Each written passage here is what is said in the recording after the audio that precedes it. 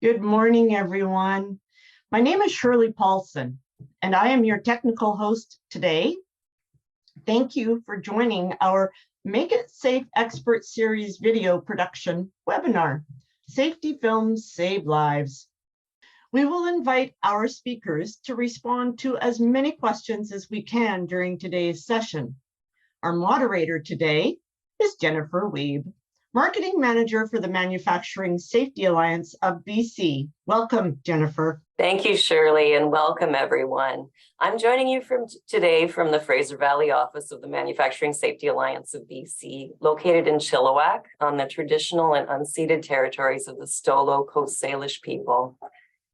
The Manufacturing Safety Alliance is the not-for-profit health and safety association for manufacturers and food processors across BC. We invite you to connect with us for health and safety support, services, training to help keep your people safe. Our team is also here to support you with core certification, the Occupational Safety Standard of Excellence for Manufacturing.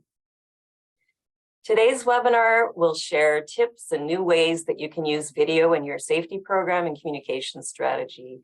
And at the end of today's session, we'll leave time as well to talk through your specific video questions and challenges. Click the Q&A icon at any time during the session to ask a question. Our video experts today are with Tetra Films, a Vancouver video production company with thousands of video projects under their belts. Tetra is also an associate member and a valued partner to us here at the Alliance, and it's my pleasure to introduce them this morning. Bryce Benson Kelly is managing partner and Tetra Films co-founder. Bryce specializes in web content, production, and project management. And joining him is co-founder and managing partner Will Lavendel. Will is head director and producer and heads casting for Tetra. And running the show in the background today, Aaron Mooney is Tetra's post-production supervisor and technical director. Aaron has produced, directed, and edited more than 3,000 broadcast TV episodes and documentaries. Welcome to all three of you, and thank you for joining us. Thanks, Jennifer. Really appreciate that. And thank you, everyone, for coming to this webinar. We're really excited to talk about how safety videos can help make a difference in your organizations. We really appreciate you making the time to meet with us. We're excited to share this with you. As Jen mentioned, feel free to put any questions in the chat, and we'll definitely come back to them at the end. Now, Tetra is a video production company based in Vancouver. We've been in business for over 10 years, and we've produced a wide variety of video content. We're passionate about telling stories and educating people using video. I really do think it's the best way to convey information and reach your audience. We've worked with small, medium, and large businesses, a variety of big brands, lots of other manufacturing organizations as well. So we've kind of seen the gamut as far as, all the different types of organizations we've worked with. We've done commercials, marketing videos, documentary style, live events, educational programs, and of course, safety videos and training as well. Over the past year, we worked with MSABC and its members to film some of their stories as a part of MSABC's Pinnacle Awards. We had an inside peek into some of MSABC's member businesses like Gambrinus, Dynaflex, Epicure, and others, and we've seen some amazing examples of safety and safety culture. I went on the shoot personally with my fellow cameraman, and after long hours in the car together, it got a little smelly, but it was really great to get to know each other and how they worked in the factories. I'd never been to a large factory before, so for me, it was really cool walking around. I definitely got to see how the sausage was made. And then talking directly to the leaders of each organization and seeing behind the scenes, it really helped us gain new insight into the inner workings and clarified how we can better help with video. So why are we sharing? After the MSABC shoots and hearing about some tragic events that happened, one in particular where someone did lose their life, I felt the need to learn more about safety and to help in any way that I could. I didn't even think much about safety until the shoot, so it actually did affect me on a personal level. Whenever someone gets hurt or God forbid someone dies, it greatly affects everyone around them. So we see a real urgency to educate people about safety so we can avoid tragedies or injuries in the workplace. We understand that video is part of the safety conversation, that it takes persistence and creativity to reach your employees and affect positive change. I'm passionate about video and the possibilities of how it can be used to increase safety in the workplace. Just ask me, I'll talk about it for hours. Now, let's talk a little bit about some of the challenges that you guys might have to implement effective safety plans. We're very aware that safety managers are some of the busiest people on the planet, let alone the leaders at the organizations. Keeping your people safe, keeping your work site safe, dealing with new PPE, maybe there's not enough time to train everybody, maybe you have changing safety protocols, or maybe there's even internal cultural changes relevant to your safety plans. Those things, they all take a lot of time, and it can be very challenging to implement great safety plans. We would hope that video would be one portion of how we could, maybe give some of our tips and tricks that might help you improve your safety plans. Another thing that some people have challenges with is video itself. People feel that it's too complicated, or they feel maybe it's too expensive, or it'll take too much of their time up or their bandwidth up internally to try to create videos or safety videos. Or maybe that is just a single-use solution and it's not usable. You're spending a lot of money and then you can only use it for one purpose. We're here to help dispel some of these challenges and see if we can find a way for you guys to get over some of those things in an easy way using video. We will address some of the challenges just mentioned during today's talk and hopefully shed some light on how you can better use video as part of your training and safety efforts. By the end of this presentation, we hope that you will have a good idea of how you might be able to use videos to improve your business and come up with some solutions that are specific to your needs. And today in the webinar, our intention is to focus on a few different things here. So the topics of discussion that we will cover are an overview of safety videos and the benefits of using them as part of your safety training. Number 2, how can video be included in your internal and external communications to promote safety? Number 3, an overview of the video production process. And at the end, we'll have a Q&A segment, so anyone can ask any relevant questions, and we can talk through some of your particular needs. So let's dig into the first topic, which is a brief overview of safety videos, what they are, the different types, and their purpose. So safety can come in a few different forms. Awareness, either external or internal. The point is to get someone's attention. So here we have Air Canada. They got really creative with their in-flight video, and they went over the top. They must have picked up that people weren't really paying attention. And now when I see it, I make fun of it every time, but I am watching it. And it was clever because it was an internal piece, but it was also external as a promotion showing all the wonderful places that you can go. When you go over to Heart and Stroke Foundation, they went way out there and got a ton of attention. They spent big bucks to get these videos. They likely researched their demo and it appealed to them. Perhaps a gamble on how it could have been received, but it ended up being extremely shareable and helping the conversation about our health. Later on in the video, you can see that all these zombies come out and actually save her life. So it's a very fun, weird way to kind of get people's attention, and it did clearly work. And if you skip over to another version, which is more of a corporate style safety video, this one is extremely elegant. It doesn't always have to be offbeat and weird. It can be very traditional with a lot of heart, which is just as effective. And it stays on brand. So you see here, it's a classic style, beautiful stock footage, B-roll, showing people what they do, how they do it. Again, very, very classic, very traditional.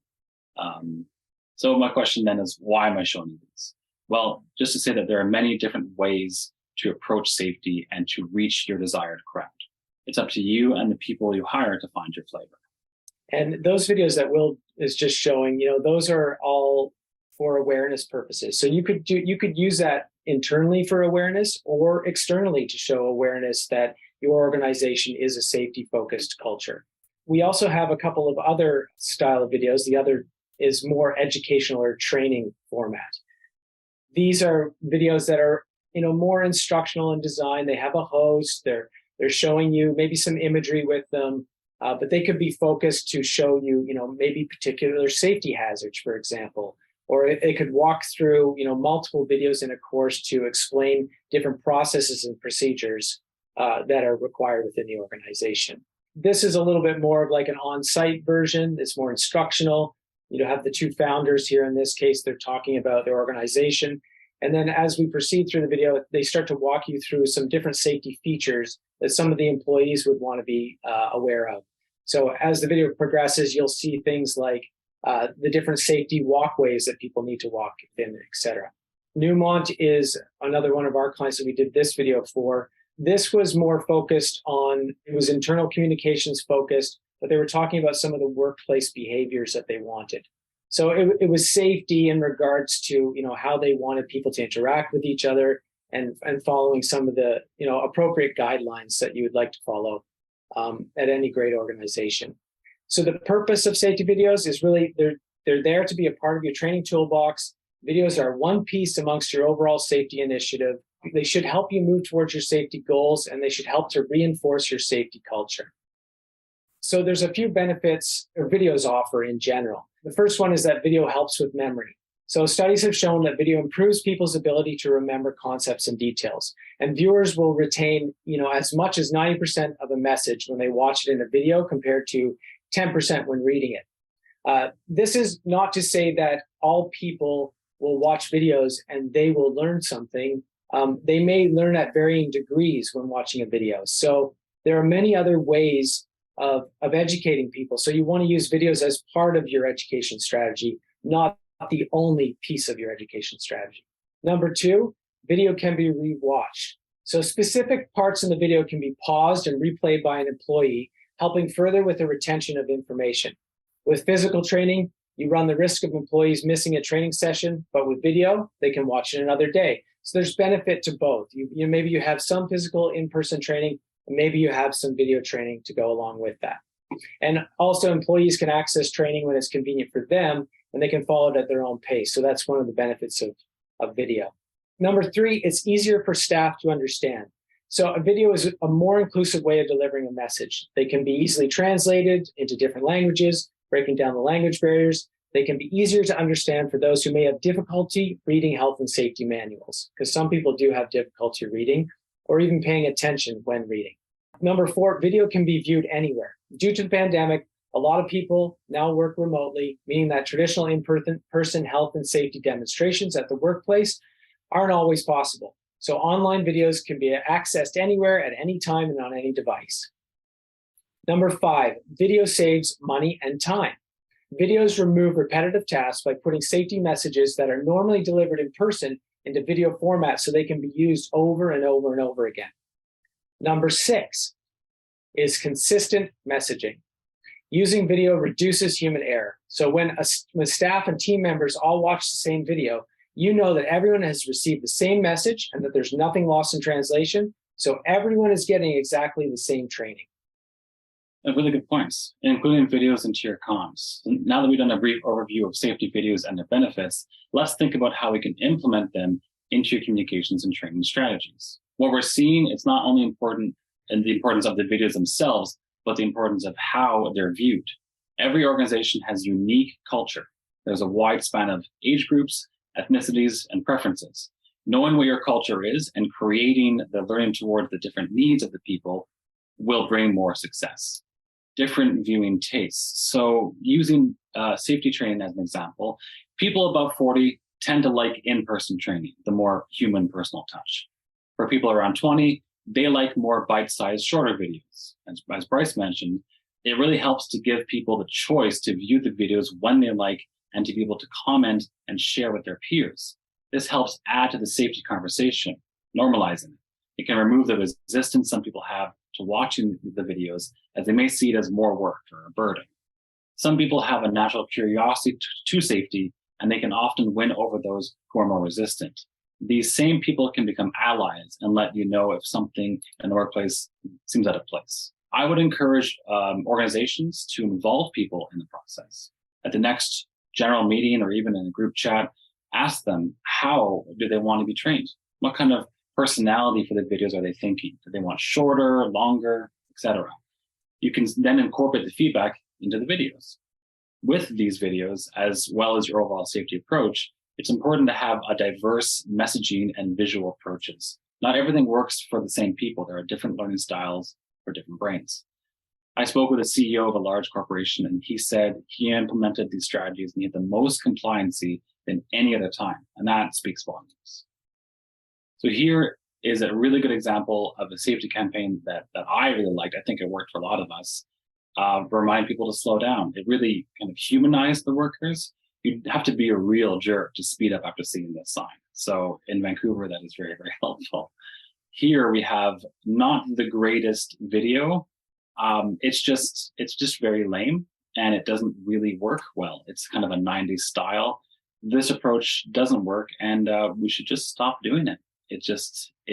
It makes us lean away as audiences, and we just don't pay attention. It's just not effective at all. So just to have a contrast there. To show another one, this is a extremely funny and quite provocative campaign from Metro Trains about their title was A Dumb Way to Die. So it shows an animation style of how many people are interacting with trains and getting quite injured. This is actually a similar vein. This is an extremely funny version of another safety video from New Zealand Air, where they used a lot of famous people and Lord of the Rings theme to get people's attention. So again, it's just showing very creative ways and over-the-top ways people are using to get their audience to pay attention. Again, you don't have to, but it is very, very effective. Bringing fun into any video production experience or any video experience, I think just increases engagement overall. So we're just big proponents of bringing something new, something different, something about your own culture that you can bring in and make that part of the videos themselves. Yeah. One of the ways that you can use videos, you can use it at the start of the day. This is using safety videos. At the start of every morning shift, in the morning toolbox talks, or by sending a quick video link to everyone's phone. The benefit of this is that ensuring that everyone, including the remote employees, get the same safety message. You can also use it before or after in-person training. So use safety videos as a precursor before training to introduce a topic before you call everyone to the classroom, for example. Alternatively, after you're done teaching it, maybe a couple weeks later, you send them a video to remind them of what they learned in the classroom earlier. Also, use video as to address a specific hazard. So if you know the day is going to be particularly hazardous, like maybe it's, for example, we had the heat dome that was here, you know it's going to be really hot, you can ping everyone, even with a cell phone video of you saying, hey guys, it's going to be really hot today, so remember to do this and this and this, and just distribute that organization-wide, or whoever's that's going to be dealing with the heat issue, for example. And that could be used in a variety of different ways. Another way to use video is as a weekly refresher. So you could make a habit of sending a safety reminder to your workers at the same time each week, so they come to expect it, just like a Pavlovian symbol. Every Friday they get their funny safety video, for example. That's another way to use it. And then you can use it to address compliance issues. You don't necessarily have to send a video to all your workers every time. You can use a short safety video on an as-needed basis if you notice protocols getting lax in a specific area, or if you have an individual who tends to forget a certain rule. Maybe they get the video and some of the other employees don't. And it might be a way to just remind them.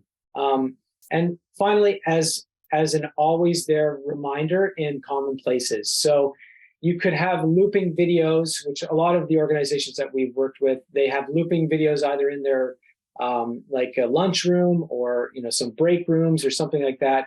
Because a lot of times frontline workers, there's not a lot of touch points for frontline workers. Maybe you have a safety meeting, and that's one of the only opportunities you really get to contact them, aside from them maybe seeing something in a workroom or seeing posters or something like that. Moving into the resources now. So first of all, these are some resources that you guys could potentially use. MSABC, of course, everyone knows, has a wide variety of resources available. There's a bunch of videos that they have that are like user sealed checks for reusable half-face respirators. So they have produced some video content that you could incorporate as part of your safety training in different ways. You could pull videos from YouTube. You could create your own videos, like I mentioned, just recording something into the phone as a reminder for your staff, or you could hire a production team to help you produce the videos. So there are 3 stages of production when making a video. There's pre-production, production, and post-production. That's basically what you do before you film, which is pre-production, what you do when you film, which is production, and what you do after you film, which is post-production. So into pre-production, this section, what we're really covering in pre-production is that we're taking all the information in of what we think we need to create a video. We use a messaging document, for example, where we write down something about the project background, as well as the key messages that will be used in that video. So really thinking about in advance, what is the purpose of this video and what are we trying to say within this video? After that's done, we would move on to a scripting phase. We're putting that information into the script in a more organized fashion. So we know how we're going to deliver the message, what's going to happen first, what's going to happen second, what are we going to see in the video from a video perspective, and what are we going to hear in the video from an audio perspective. Are we using, voiceover actors? Are we using live interviews? Are we using a presenter? There's a variety of different ways to convey that information. So we want to put that all in the script. It's kind of like our blueprint for building a house, for example.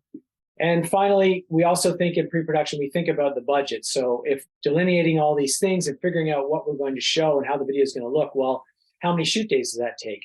How many pre-production hours does that take? How many post-production editing hours does that take? We put that all into a very concise budget, and we track that budget and make sure that we're staying on budget. And then let's move into production now, the next stage. This is where all the fun really begins. So we've done all the scouting, we've done all that prep work, everything's approved. We show up, this is where we come up with the film, with the cameras, we use lights, the right audio equipment. This is where we have the actors show up. We have our wonderful catering show up, if we have that. This is all of that planning done in pre-production. This is where it smoothly gets unraveled. So we get interviews, we film the hosts, we shoot any B-roll that's needed, and either, which is just general activities around wherever we're shooting, drone shots, slow motion shots. This is the good part. And then after we get everything completed, we go into post-production. And a big success in production is that all the planning that you've done in pre-production. So the more planning you do in pre-production, the better your production stage is going to go, and then the better your video is going to turn out in post-production. And post-production is really, it's the third stage, and it's where we're doing the editing. So we brought all the footage back. We've now logged all the footage. We put it into the editing program. You're starting to cut it apart and put it into the order relative to the script, because the script again was our blueprint. So we're really following that through. We might be integrating voiceover at this point, all those types of things. And then I guess one other factor in the post-production stage is that there is a feedback process. So we use an online video software, and many other companies would probably use something very similar, where you can we have the video, we load the video in there, and then you can put your comments right at the bottom. Everybody can watch through it and then make their comments. They all show up on the side, and it's an easy way to interact back and forth with the client for us and for the client, so that their information gets consolidated into one spot and applied, through our editing process. We see those notices pop right up in our editing program. It's really good for the perfectionists who want to go over every detail, and that is most of us, and it's very, very effective. And I guess now we just move on to a summary. So let's summarize the last three sections that we went over today. We learned that videos are extremely powerful tools. We learned that videos can easily integrate into comms and safety training. We learned about the video production process and pre-production, production, and post-production. We really hoped you enjoyed the show and you got some value out of it. I love to hear any questions that you might have. We've got some that were pre-submitted, and I'm seeing a few come through now as well. So really wanted to start by asking, how many videos do you need to be able to have them work effectively in your safety strategy? I would say as little as one, but you definitely want to think about incorporating more video. You want to look at your highest level, most important areas that you think video can have the greatest impact, and then kind of prioritize and specify, okay, let's work on this thing first, and then we can add more later. And I think the key here is to just get started into integrating it, even if it's as simply as somebody recording a message into a phone and then distributing that out to your staff. Yeah, thank you, Bryce. To add to that, it's always a nuanced question, because the answer is usually it depends, which is what Bryce is hitting on. If you have a new piece of equipment, for instance, and it's a new forklift, and there's 6 parts to it. You could do a 20-second piece on every part along the way. That it makes that's 6 videos, but they're shorter. So it does depend on what message you want to get across to people, how it's disseminated on what platform. And you find that in the scripting phase, we kind of go over like, really, how do you want to deliver it? Because one video could be 1, it could be 3, and you can always film 1 and cut it up to be many in future. So you talked about different video links for different audiences, but is there a middle ground? What would you recommend as the best link for a video? I always lean for under 3 minutes. Doesn't mean everything has to be manic and quick cuts, but it does help. The audience that you are talking to is your staff. They know the content. They care about their work. They care about their safety. At least we hope that they do. So 2.5 minutes, ideally, would be my limit. But again, if it needs to be longer, then it can be longer. You just have clever techniques to kind of keep grabbing their attention. And I think you have to delineate too between, is this something that people have to watch, or is this something that people that is maybe they don't have to watch it, or that is just provided for them to watch occasionally if they show interest. In that case, they need to be more impactful and more interesting, the video format. If it's something they have to watch, then you kind of have a captive audience. That's not to say that we don't want to make it interesting, but you do have that. Everyone has to sit down, and this is maybe they get paid to watch it, for example. Then I think you can have a little bit more leniency as far as how long the video needs to be at that point. And one more point, if it's released on social media, for instance, or internal social media, then they would be shorter, because you're probably looking at 30 seconds or under a minute.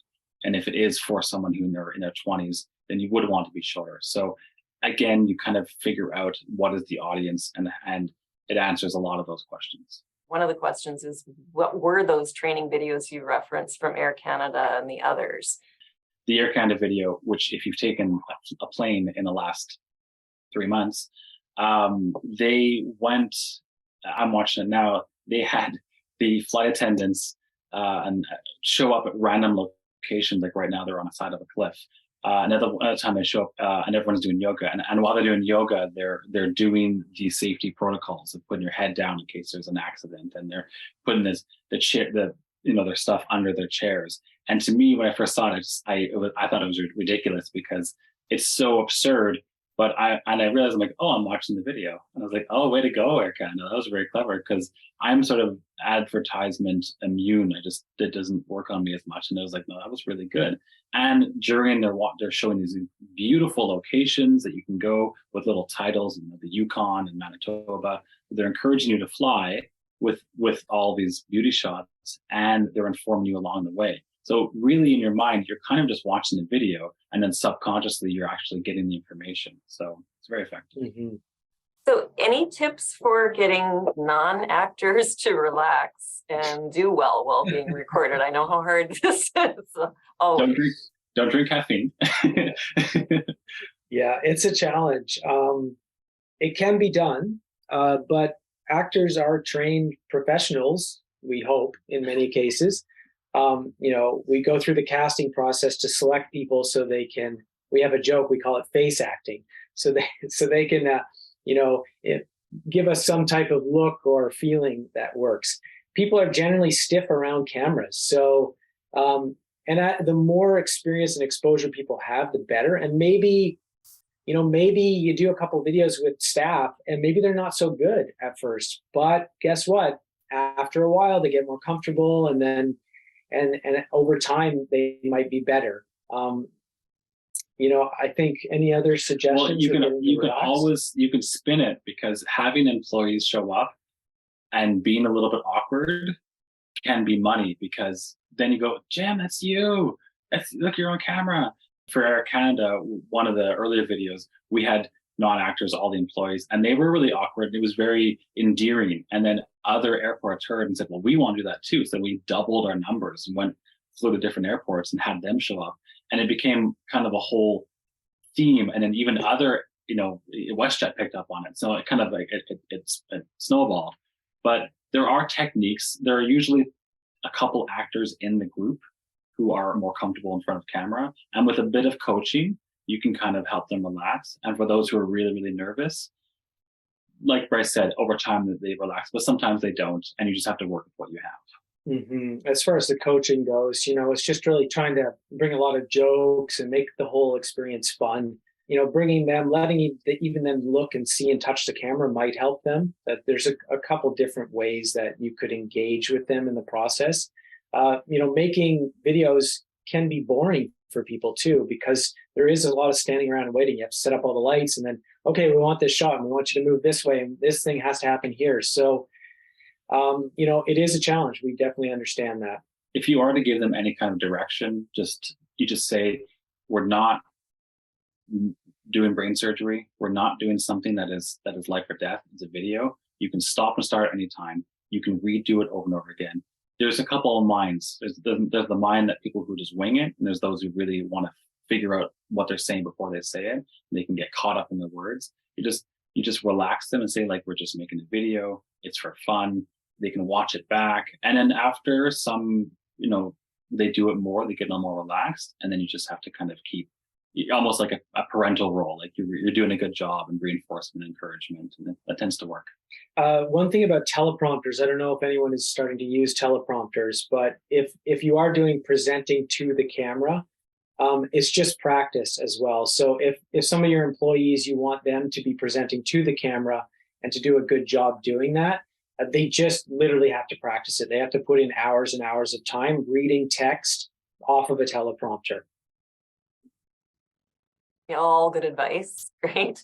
Actually, changing direction a little bit. Someone is asking, how can we learn basic video scripting? Ooh, good one. We'll say it probably 100 times. I would start with the messaging, as in, what do you want to say? Both literally and figuratively. So as you can see here, this anti-money laundering, we want to educate people in organizations that what is money laundering and how does it work and how do you prevent it. That's probably the goal of the whole piece. And then you break that down and go, okay, well, we need to have covered these topics. So I would start with overall, what is the goal of the whole video? And then break that down into whatever chunks, 5, 10, 15 chunks, and then from there, you can reorganize that. So here's an example of, here are the 9 questions. So this is essentially a really broad overview of the whole video. And then how did you get involved in your sport? You can then start to think about, well, what do I want to pair footage with that? Like, how do I want that to look? Who am I interviewing? Where do I want to interview them? Probably somewhere to do with their actual sport. So the question kind of brings on the visuals. Mm-hmm. Yeah, and an outline really is, the beginning stages of a script too. Like we mentioned a messaging document, we mentioned a script, but generally we have the messaging document, we have kind of what we want to cover there, or what we think we're going to cover in that video. And then we a lot of times we go into a script outline. So we organize, like, what are we going to say first? And what are we going to say second? What are we going to say third? So what's your intro? What's your body? And what's your outro? And then we'll take that and we'll pull that and actually drop it into the actual script. And we'll really get specific about exactly which shots that we want to accomplish. And then from there, we even go further and we start to create like a shot list for the day and all kinds of breakdowns, et cetera. So I think from a simplistic standpoint, to bring it back to the simplicity, just write down the bullet points. Yeah. That's the easiest way that you can start to delineate exactly what do you want to say in this video. And also, it might be obvious to us, but collaborate, involve 3 people, maybe 5. Too many cooks can be a little tricky, and just have different feedback, because different people will offer different ideas. So if it is, we have a new piece of equipment and we want to display that, what are the style? Like, how do you want it to look? How do you want it to sound? Is it people talking? Is it voiceover? And then you kind of brainstorm and put it all into one big brain dump, and then bullet points, and then you'll have it'll be way easier from there. And maybe watch some other videos, and you can even break them down. Like in the past, what we would do is we would take a video that we like, that we think is going to suit a client's needs. We'll break that video down into all its different pieces and say, like, okay, what's happening in the first 20 seconds? What's happening in the next 20 seconds, et cetera, et cetera. And then we'll just replicate that and create our own version of that with slight changes, of course. There is an expression, great filmmakers steal. So yeah, you borrow from the greats. We can also provide people with some templates, Jennifer, if that would be useful, that they could use to do their scripting process. That would be very, very helpful. I'm sure people will be interested in that. Thanks very much. Quite a few more questions coming in. How do you plan or deal with producing at active work sites or facilities where production lines or the factory floor are continuing to run? So you've done this for us a few times. What does that look like? Yeah, it can be challenging because there are safety concerns, right? First of all, you're seeing some stuff on screen if you're able to see the screen right now, where they were working in the factory setting. And we just simply had the right gear on. We complied with all of the safety protocols. We always had a guide, and we shot in pieces. We went to a certain area, and that was relatively locked down, and we became a fly on the wall, really. And with the guide there, we said, okay, now we can move here, and we can move there. In some areas, they reduced the work. And in one place at night times, they actually closed down that part for about an hour, which was expensive and tricky, but they did do it because this was that important, and that was just part of it. And he told everyone before, 2 days before. So there's kind of block shoot. You just parse out the shooting so that you go around whenever you can and be very, very safe. And you do want to reduce the work, like Will said, or eliminate it. Like when we shot with Canfor, the pulp and paper manufacturer, they actually shut down the lines. And it's costly, but they needed the video for internal training purposes. So it had value to them to do that. I think they picked a day as well that it was the least cost heavy, and they chose the right day. So it might have even taken a month to plan it. We do like to plan things and have as much control as possible. So whichever video production team that you're bringing in, if you're just shooting general B-roll that kind of like shows the ambiance of an area, that's fine. Maybe you can have them run while things are happening. But if there's real safety concerns or something like that, I think it's better to just slow things down as much as possible, and then to stage scenarios. So like if you need a guy doing a sawing shot, maybe we plan that in advance, and then we know that it's Joe is going to do a sawing shot, at the back of the workshop, in this area, for example. And we've kind of relatively removed most of the hazards in that case. And there are two creative things you could do. You could actually shoot things with a longer lens, meaning you're further back and you can zoom in, and you can also use a drone if it's people specific. So you can have a drone fly in there that's a bit more safe. So that there are some creative ways to shoot if you're unable to shut something down. Next question is, what kind of metrics would show that video initiatives are worth it? It's a really good question. We actually had a section in here that we pulled out just due to time. I think, you want to be able to measure the effectiveness of any video or any process, essentially. So one of the simplest ways to do that is by views. So if you do have your videos loaded up into, in a simplistic form into YouTube, and they're all private videos, for example, and you are sharing them internally, you can then look at how many views, and you can also look at the watch time. Where are people watching all the way through? Are they dropping off, etc.? There are more sophisticated tools that you can use, like Wistia. There's a whole bunch of different video tools that you can use to manage that and to measure kind of viewability. That would be one of the prime ways that I would say that you could measure it, is by just looking at the views themselves. Yeah, that's great. Another angle is many organizations they find a budget that works for them, and they do one.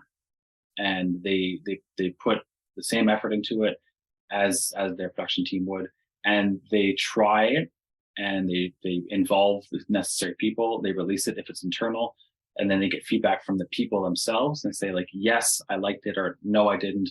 If it's a training video, the whole point is to reduce or eliminate someone to go in.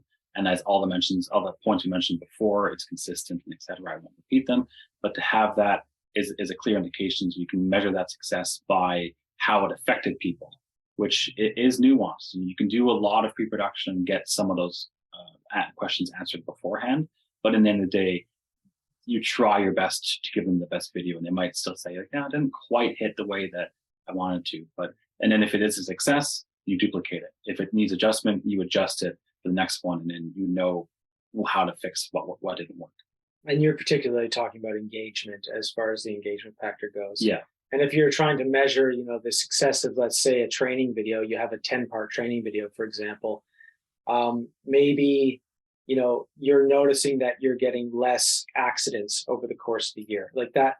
But that would be one piece of many other instructional design elements that you're likely doing, or other training elements that you're doing to promote the safety within your organization. You touched on a really good point, is that it depends on what success looks like for you. So it might be that we connected with X amount of people in these videos. It might be that this video was viewed a certain amount of times. It might be that, a lot of people, it's literal numbers. If it's a marketing video, that it brought in a certain amount of clients or cash. So it helps that as well, because those ideas can also be woven into the script itself, so that we know that's the incentive, and then we appeal to that. We have time, I think, just for one more question, and I'm going to try to put two together. How much does it typically cost to make a video? Looking at the range of costs, and also, do you have tips on how to make a video on a budget? Which is, I think, the other half of that question. Yeah, great. I'm going to deal with the budget on a budget first. So I would say, if you're trying to make a video on a budget, think small and think what you can do immediately. So I mentioned, recording yourself, speaking into your phone, and then distributing that within the workplace. I would start with something as simple as that. If, for example, it was like Will had used a forklift, maybe there's a new piece of equipment on site. You could just film yourself talking about some of the key, write them all down first in bullet point form, what you need to talk about, then record them into your phone so that people, and take the perspective that somebody else is going to be watching this down the line, and then go and shoot. If there's any specific shots of that piece of equipment that they need to see relevant to your point, shoot that shot. And then you could either edit it together yourself or have one of your staff members edit it together, or you could potentially look for low-cost editing services that you could find on Craigslist or Facebook or something like that. You probably can find someone to do that at a low cost if it's very simple cell phone oriented stuff. And another little tip: probably shoot at landscape, because that will be more applicable for you. And then as far as general budgets go, most projects, kind of like the bare bones range to get into video is like somewhere between 3,500 and $4,000.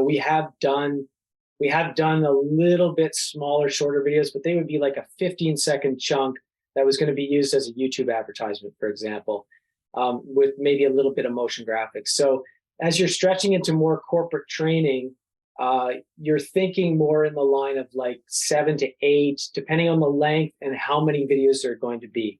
So if you're doing a large course, some of the stuff that we've shown, like that stretches up we've done one course that was over $300,000 just for the course, but it was like 60 videos.